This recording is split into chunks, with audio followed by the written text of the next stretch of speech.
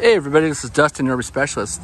So today we are working on a 2018 Highland Ridge, and the guys ended up finding some frame cracks in it, or the customer did. And this one is a 327G model number, and it's tag axle or dual axle. Basically, you know, underneath this plate here, there was a crack, and the cracks are usually developed somewhere around the spring hanger, so it's going to be somewhere in this area. What the guys do is they go ahead and drill out the crack, grind it out.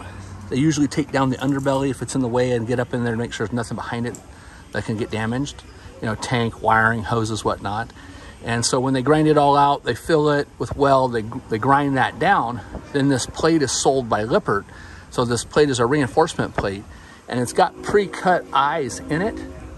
And so these get welded in place. The perimeter gets all welded in place, and then it gets welded, tack welded down here in 3 locations. So this is to beef up this area. Besides doing that, one of the things that we're also doing is they have us take a reinforcement tubes. So as you can see, he's already made these reinforcement tubes, and these stretch from the inside hanger to the inside hanger, and those get welded in place.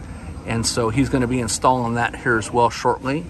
This unit actually has a correct track on it, so I'm sure he has to work around that a little bit. But anyways, stay tuned for more, and keep an eye out on your I-beams. You know, as you can hear, these things are pretty light duty, and when we're down here, we're also checking for all the gusset welds and anything else that can be wrong. So okay, stay tuned for more.